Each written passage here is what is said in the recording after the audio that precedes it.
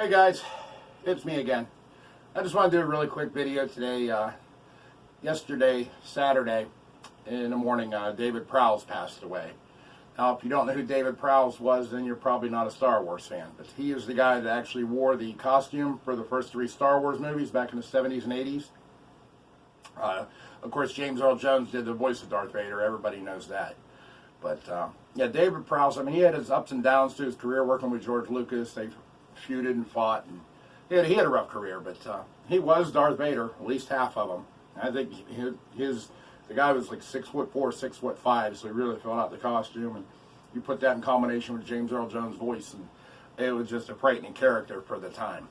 And I just want to give a little tribute video today to David Prowse and all the hard work he did being Darth Vader. One of my favorite characters in the movie. I do collect toys, so today I'm just going to go over a few of my Darth Vader toys that I have in memory of David Prowse, and I hope you like it. Here we go. So here you have it. These are my original, off-the-shelf, whatever you want to call them, loose figures dedicated for Darth Vader. I don't have a lot of them, at least not the vintage ones. This is I've got numerous ones of a few of these, but I only pulled one out for the display. So I'm just going to go through them real quick. You can see in the back on the right, you got, that's Darth Vader from 1970-something, 78, 79, the 12-inch version. They called them the large action figures, as compared to the one from Rogue One, which I think it was 2018, right there in the center, the 12-inch figures. The detail's much different. As you can see, this one is really, really worn. It's old. I mean, it is what it is. Some kid painted the chest plate. That's why it looks wrong. But that's what we did. I mean, we messed with our toys when we were little. And, you know, behind there is the Darth Vader carrying case, which it looks really, really cool. But if you put your characters in there, you see they all end up falling out. Take them to a friend's house or something. You'd have to match the guns back up, and they'd all be out of their slots. But it was fun for us. And then that's my Darth Vader helmet. It's nothing special. It's actually from a Halloween costume, but it's the only one I have. Now, as I was saying about the figures, this guy right here in the center of the screen, that's the vintage Darth Vader that Kenner released in 1978. Well, 1977 technically. That's what's tattooed on its butt. Oh, don't forget the Darth Vader vintage TIE Fighter in the back there with another one in it. But this guy was first released in 1978 technically, even though it's stamped for 77. And we had him for years. I mean, it went through Star Wars, it went through Empire Strikes Back, and it went through Return of the Jedi, and that's the only figure we get on all 3 cards. They didn't really start making very many variants. There's the only variant that I'm aware of. Well, there's 2 variants. There's the one with the extended lightsaber, double telescoping lightsaber, which if you find, I have one on a card back there somewhere. But this one I just pulled out for this video. It's worth a lot of money.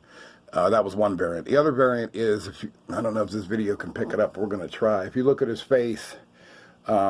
I wish I had the other one to compare it to, because I know the one in the back is identical. But there was what's called a soft sculpt and a hard sculpt. One sculpt of his face looked really crisp, and the other one was just a bit softer. Those are the only 2 variables I know about this one. But we had that all the way up until Power of the Force came along, and that's this guy right here, I believe. But as you can see, compare the 2, when Power of the Force came out, and they did this to a lot of their figures, and I think that's why a lot of old school collectors like me don't like them. They buffed them up. They made them look like they just come out working with the gym with Arnold Schwarzenegger or something. And I guess they did that for more, I don't know, maybe they want to make it look more action. Keep up with the He-Man line, maybe. That's possible. But so this is one of my favorites. It is Power of the Force. It's 1996, I believe. 1996, 1997. But it's the first one we got where you could actually remove the helmet and see Anakin's head under there from the last scene of Return of the Jedi. Of course, you know, this movie is basically about, you know, touching on David Prowse passing away. That's why I'm making it. But they didn't even have the respect for him to put his own face on that. They put the other actor, which, like I said, David Prowse, I feel we got a raw deal. You can agree to disagree or whatever you want to do, but that's how I feel about it. And then I'm not sure what year this one is. I want to say it's kind of recently, maybe 2017. Not really sure. But I just think the sculpt on it and the detail is like just amazing for a 3 3/4 inch figure. And I've got a couple of those in my displays in my toy room. And this was the Force Link version, the first Force Link version. I don't have the wrist. I used to have the wrist thing, but it broke. It's kind of weird. You put your wrist up to it with this mechanism like a wristwatch, and it'll play sounds out of the wrist or wrist receiver or whatever. I'm not quite sure how it works. It's kind of interesting, but honestly, I'd rather the figure just make its own noises. So that's this part of it, and these are the actual loose figures and stuff I have. It's not a lot. I'm not a fanatic with my collecting, but that's what we got here. Let's go on to the next part.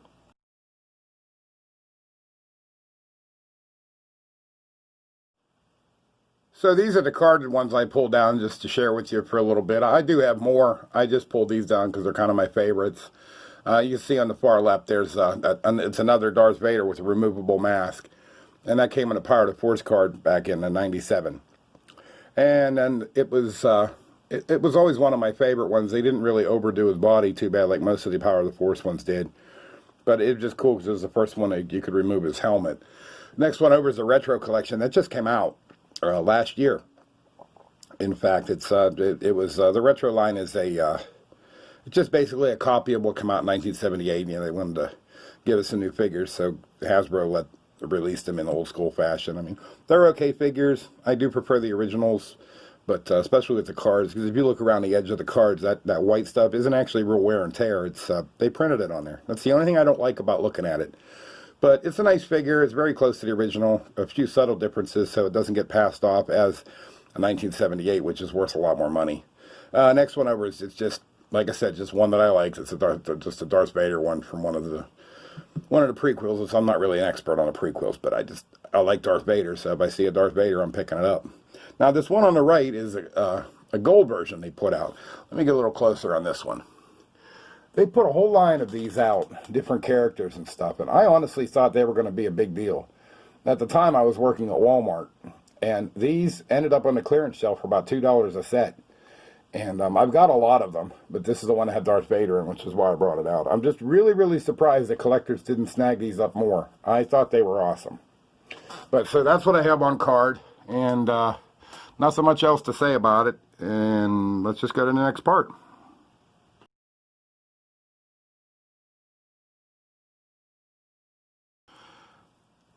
And these are some of the customs I've been working on over the past couple years. Some of them have been on and off eBay. Some of them will never make it to eBay. Just like I said, it's nothing real special. I just wanted to share them with you. This guy there, I was playing around on Halloween. Just took an old scrap one, and I couldn't use for anything else, and painted him up to look a little weird. A little closer, see what he looks like. Next over is another one. Made a hologram. I call it the hologram version. And actually, this is the one that I made. If I was a Sith Lord, I called myself Bruce's Fett. I made that for myself. It's not. I've never sold one. Never tried to. You know, sometimes you got to do stuff for yourself. This next one over now, that was a pretty good hit on eBay. I don't remember if it's still in my store or not, but it's just a white Darth Vader, all in white, and I've been selling that for about 2 years. Something different, I thought, and I make refrigerator magnets too, as I head sculpt the Darth Vader I had, and that's just one of them, just to give you an idea what I do. Next one over is my hologram version Darth Vader. That's the one I ended up keeping on eBay. It was the most popular. I believe it's still on there now. Now this next one over here is, they sold this for the retro line, and I wanted one, but I wasn't going to pay $75 to $100 on eBay to buy one, so I went and made myself one. Now, I'd never sell it because it looks too much like the real deal, but I want to. In the meantime, I have got the real deal. But this one just, I couldn't bring myself to throw it away or anything, and I won't sell it. And we were talking about the gold figures in the last section, and I had made this before the gold figures came out. I never did finish it. I was trying to find something to use for a cape. But so I had the whole production on that. But I always thought it came out pretty neat. It's a little more vintage looking than what Hasbro actually gave us. But I just wanted to take a real quick minute and just show you some of my customs as far as Vader goes. Of course, you know, gendered custom toys on eBay and all that stuff. And all right, let's go to our final section, which is a quickie.